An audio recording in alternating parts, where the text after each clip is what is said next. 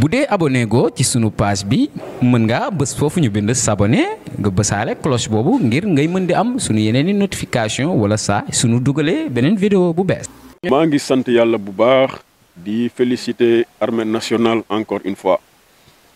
à travers zone militaire bi nga xam ni moom moo nekk fii ci Ndar muy zone militaire numéro 2 ci initiative bii nga xam ni armée jël na ko pour organiser un camp citoyen dugal ko nag inscrire ko ci li ñuy wax armée nation maanaam armée bu nekk ci wetu population bi. armée ñëpp xam nañ ko ci défense de l'intégrité du territoire national donc ay forces de défense et de sécurité lañu waaye tey jii dañu dajale xale yi pour jàngal leen pour xamal leen pour yee leen ci luñ lan mooy citoyenneté lan mooy civisme lan la ñuy xaar ci ñoom seen ëllëg ànd ak ëllëgu Sénégal lan la ñu bëgg Sénégal mel ko at yii di ñëw nan nañu bëgg sénégalais mel ko muy ay vertu yu nga xam ni de discipline yu nga xam ni armée am na ko de don de soi ay vertu yu nga xam ni générosité la jàppalante solidarité entraide waaye itam di toppatoo fi nga dëkk ak sa environnement valeur yooyu yëpp ci biir camp bi jàngal nañ ko xale yi te am nañu yaakaar ni xale yi mokkal nañ ko te bu ñu delloo fa ñu jógee dinañ ko wasaare foofu ba ñëpp dinañ gis ni xale yi jamono armée yor leen pendant ñetti fan am na lu armée yokk ci ñoom gannaaw ba nga xamee ni nag am nañu formation ak éducation de base loolu moom mooy njëriñu camp bi ñuy koy féliciter donc bu baax armée ci encadrement bi di ñaan parents yi lii nga xam ne xale yi jëlee nañ ko fi nañ ko sàmm ca kër ya sàmm ko ca gox ya ba mu wasaaroo foofu yëpp ñuy wax ni dinañu assurer un suivi ndax xale bu nekk am na kër boo jógee am na gox boo jógee am na quartier boo jógee dinañ leen suivre ci seen quartier suivre leen ci seen école xool ak seeni parents ak seeni dëkkandoo mais également ak seeni professeurs ndax xale yii ñu jàngaloon xale yii ñu tawatoon nu ñu koy waxeeti sax tàggatoon voilà xale yi ñu tàggatoon ndax tàggat boobu ña ngi koy jëfe fii nga xam ni mooy seen cadre de vie seen cadre d'épanouissement buñ ko amee dinañu xam ni mbir mi am na njëriñ te dinañ ko eggale buñ ko amul it te gëw ma ni duñ ko am waaye buñ ko amul it ñu corriger ba ba ñuy am sénégalais bi ñu bëgg le sénégalais dañoo ree lii nag lu am solo la ndax wax naa xale yi léegi moo ñu leen armée mooy yor défense su territoire national waaye armée rek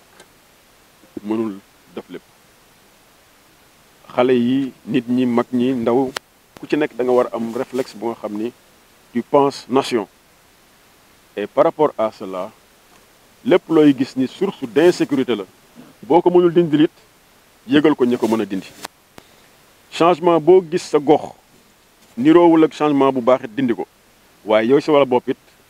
comportement bi nga war a am mooy comportement buy indi sécurité ci yow ak ci ñi la wër moo tax ñu xam ni lii dina am impact bu am solo ci cadre de vie dina am impact bu am solo ci sécurité de manière générale et gis nañ ni macha allah xale yi comprendre nañu et bu soobee yàlla dinañ ko jëfe incha allah. léegi nag xale yi nga xam ne jël nañ leen muy nag lu toll ci juróom-ñetti fukki xale fii ci Ndar ak ña nekk ca Podor waaye damay tàmbali ñii ci Ndar ñoom ñëpp am nañ seen fiche danañ leen suivre en relation ak délégué de quartier yi ak seen waa kër et cetera xale yi ca gën a wane njàmbaarte ci changement de comportement ak ci comportement bu baax incha allah taxaw nañu pour récompenser leen mais surtout nag récompenser seeni parents ak seeni encadreurs ba ñu xam ni ñëw bii ñu ñëwoon fii du ñëw bu neen du ñëwit ñëw boo xam ni ñëw rek demaat la mais ñëwul boo xam ni état ak administration dañu koy suivre li nga xam ne la ko armée du suivre ndax mu am impact am effet de tache d'huile au niveau des différentes localités. léegi nii ñu ngi door tëj maanaam camp citoyen bi nga xam ne mi ngi doon am fii depuis le 24 ba tey jii nii ci àjjuma ji le 27. donc c'est activité la boo xam ne suñu autorités yi ñoo ko initié woon dans le cadre du concept armée nation donc gis nañ ne jamono yi ñu toll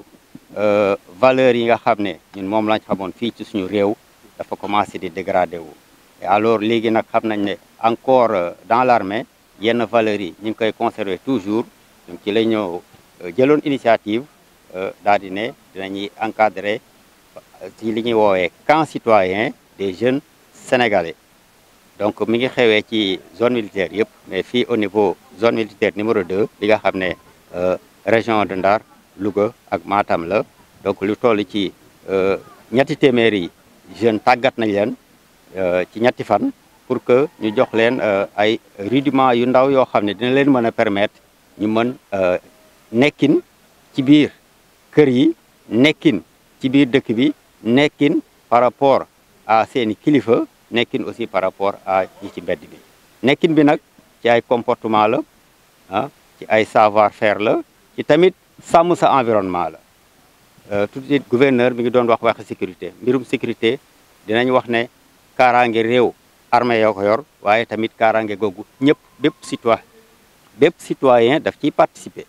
ci biir loolu nag ñaax nañ leen tuuti wan leen ne leen ñoom à leur tour am nañ ci rôle buñ ci war a mën a jouer ci kaaraange googu mu jëm ci mbirum sécurité, mbirum aar seeni gox et mbirum comportement également. donc loolu moo doonoon tey jii nii li ñu doon tëj nii après ñetti fan yi ñeen tàggat xale yi fii ci Prytanée. boo xoolee première édition bi amoon daaw ci zone militaire numéro 2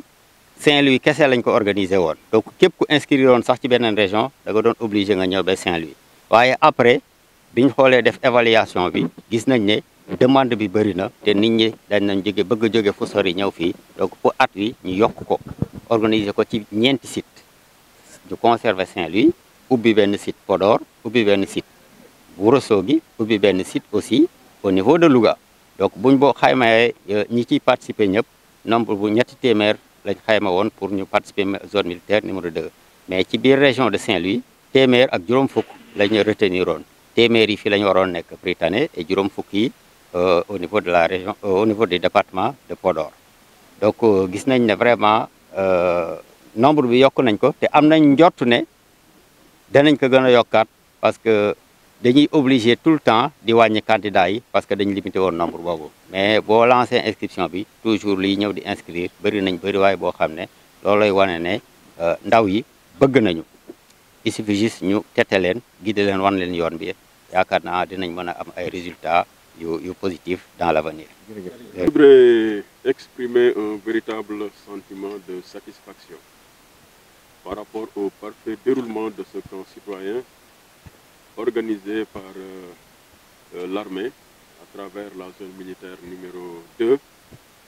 à l'intention des jeunes de la région de Saint-Louis. Satisfaction parce que au terme de cette formation, nous nous sommes rendus compte que les valeurs et vertus qui font le bon citoyen ont été inculquées par l'armée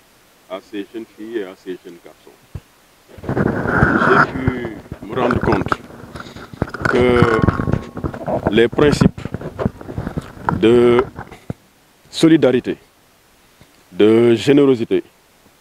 d'entraide, d'amitié et de fraternité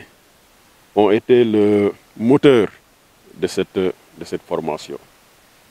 Je voudrais donc saluer l'armée nationale qui, dans le cadre du concept Armée-Nation, a profité de ces 72 heures de formation pour davantage façonner et fabriquer le Sénégalais de nos rêves. C'est le Sénégalais qui aime son pays, celui-là qui a le réflexe de défense nationale, qui a l'esprit de défense de la nation. C'est ce Sénégalais-là qui prend soin de son environnement. C'est ce Sénégalais-là qui n'a pour seule et unique préoccupation qu'un Sénégal de paix, un Sénégal d'amour, un Sénégal de prospérité. C'est dire donc que nous devons tous manifester notre gratitude à l'armée et exprimer toute notre reconnaissance à ces vaillants hommes qui, de jour et de nuit, œuvrent pour la défense de l'intégrité nationale et aujourd'hui participent à éduquer nos élèves. Il y a ce que nous appelons le réflexe de défense nationale, qui voudrait que chaque Sénégalais se comporte en défenseur de la nation. Qu'il puisse, dès qu'il aura observé des faits qui semblent délictuels, ou en tout cas inhabituels, qu'il puisse avoir le réflexe d'informer les forces de défense et de sécurité. Ce Sénégalais-là qui puisse effectivement prendre soin de son environnement, éradiquer toute source d'insécurité, que ce soit une insécurité civile, une insécurité environnementale ou toute autre forme d'insécurité. Donc effectivement, cette formation va probablement impacter le quotidien des Sénégalais et nous allons certainement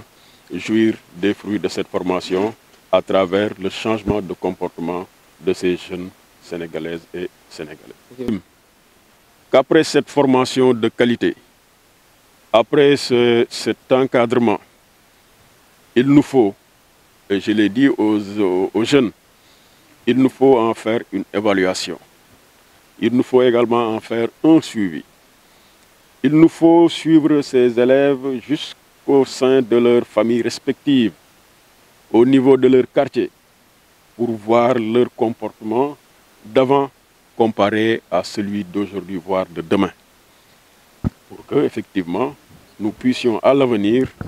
renforcer cette formation et l'étendre à d'autres jeunes. Nous allons, et ça également je m'y ai engagé, que par rapport à ce suivi, que les jeunes qui se seront le plus illustrés seront récompensés par l'administration sous l'égide du gouverneur. Leurs parents également seront récompensés, seront décorés.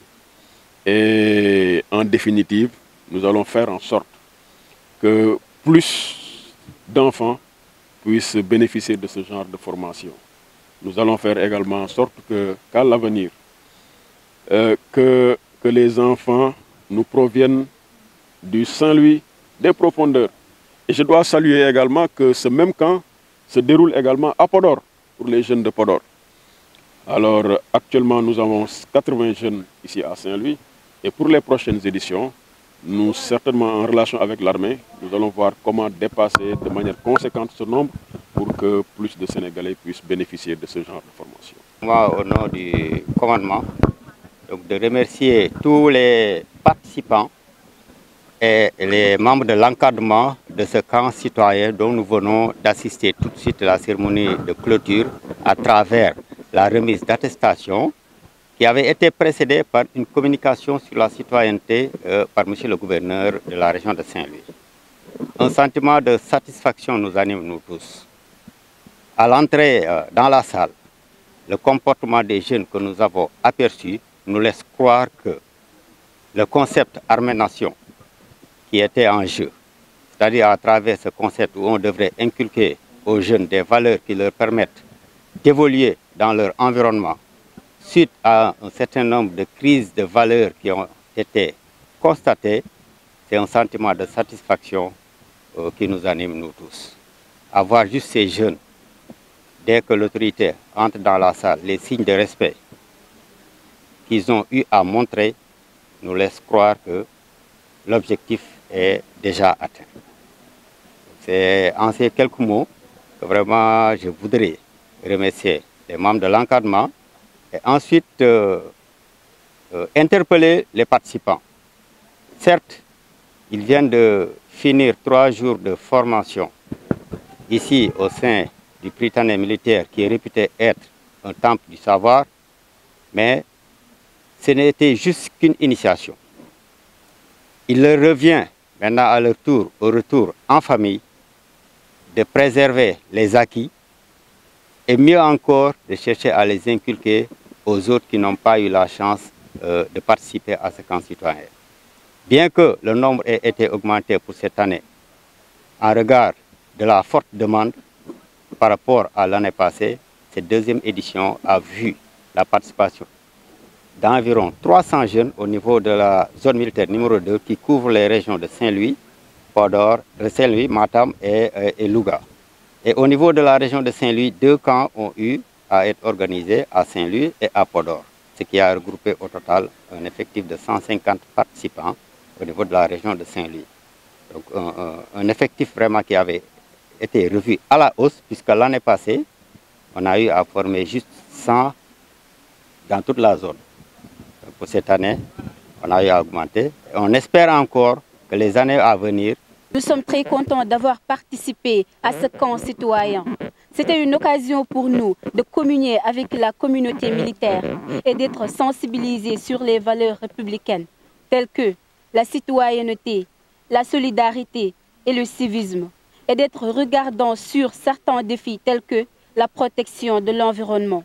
Nous vous assurons que nous serons des relais et des remparts pour la sauvegarde et l'émergence de notre nation et de ces valeurs qui nous unissent. Je suis content de la participation de participer ci camp bi vraiment occasion la woon pour ñun parce que jàng nañ ci lu bari ay anam yoo xamante ni yu ci mel ni citoyenneté solidarité ak civisme et si lu ñu jàngal yëpp pare nañu pour defar gàncax gi pour protéger environnement bi pour buñ fi jugee lépp lu ñu jàngal dañu pare pour appliquer ko suñu kër pour stabiliser le pays, pour stabiliser le Sénégal. Merci. bu dee abonné go ci sunu page bi mën nga bës foofu ñu bind s'abonner nga bësaale cloche boobu ngir ngay mën di am sunu yeneen i notification wala saa sunu dugalee beneen vidéo bu bees